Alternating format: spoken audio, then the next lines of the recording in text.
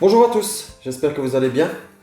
Alors aujourd'hui on se retrouve pour un montage, ça sera le shuttlecock, une mouche, je vais la faire en noir, une mouche qui est géniale en réservoir. Pour la faire je vais utiliser du cul de canard gris pour l'aile, du dubbing noir pour le corps, et je vais prendre un tinsel rouge pour faire le cerclage du corps. L'hameçon ça sera un 10 123 BL de chez Caleri. Alors pour le montage, je commence à 2 mm de l'œillet. Et je vais jusque dans la courbure. Voilà. Je coupe l'excédent. Voilà.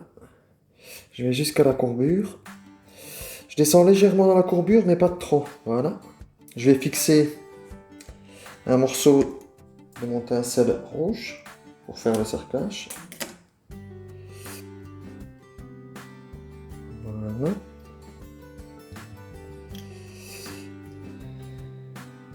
Deux, trois tours histoire qu'il tienne. Là, je vais prendre un tout petit peu de dubbing.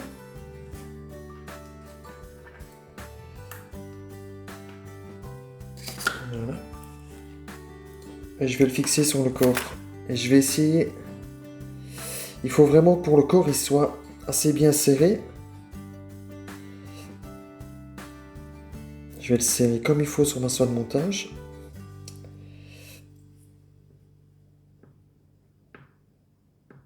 Il faut que le corps soit assez bien fourni. C'est un shuttlecock, on demande quand même à ce que le corps soit assez épais. C'est important.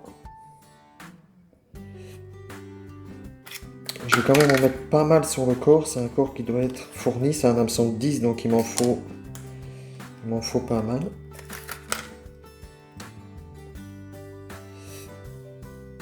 Voilà, je le tasse bien.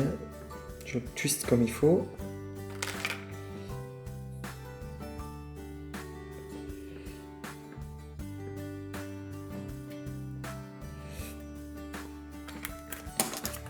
C'est une mouche qui demande pas mal de matériaux,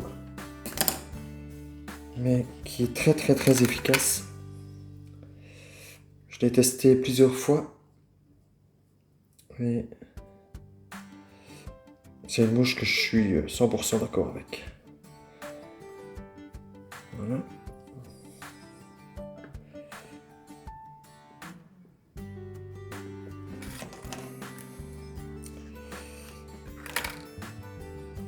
Ça a l'air un peu touffu comme ça, mais je vais recouper par la suite tout ce qui dépasse un peu trop.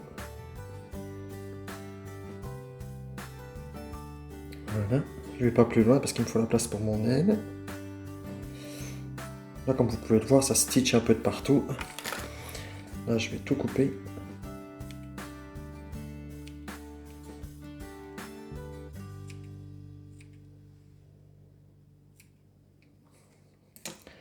Et je vais commencer les enroulements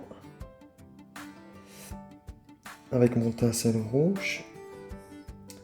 Faut pas que ce soit trop serré.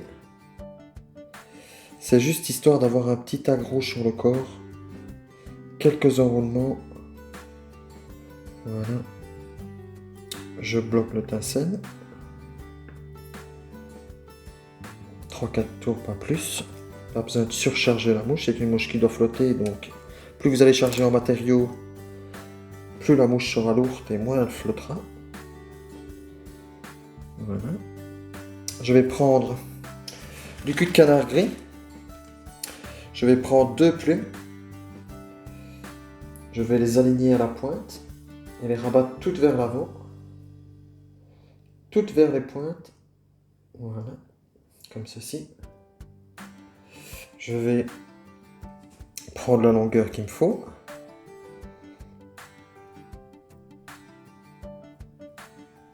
Je bloque l'aile.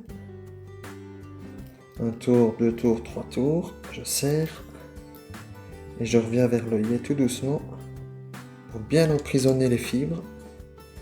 Là, je coupe l'excédent.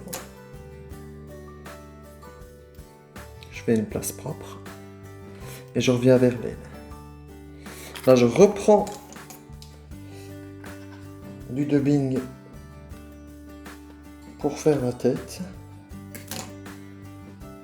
Et là, je vais le serrer un tout petit peu moins.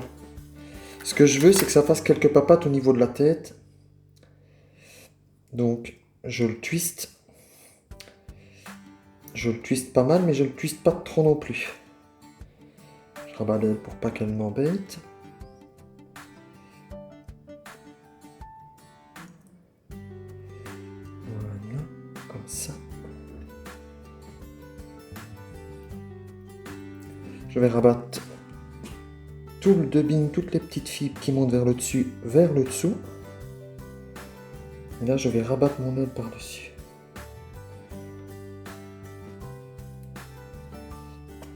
Un tour, 2 tours, 3 tours.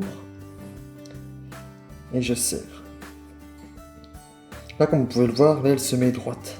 Et c'est pas ce qu'on recherche chez un cul de canard. Pour le cul de canard. Il faut vraiment que mon aile soit sur le dessus. Donc je fais 2-3 tours sur le cul de canard et puis tout de suite je repasse à l'œillet. En fait, en repassant tout de suite à l'œillet, la mèche, tout de suite elle stitch sur le dessus. Et ça va vraiment apporter, mon corps va vraiment être émergent.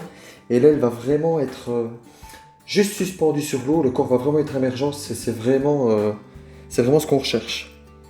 Donc je fais 2-3 tours à l'œillet.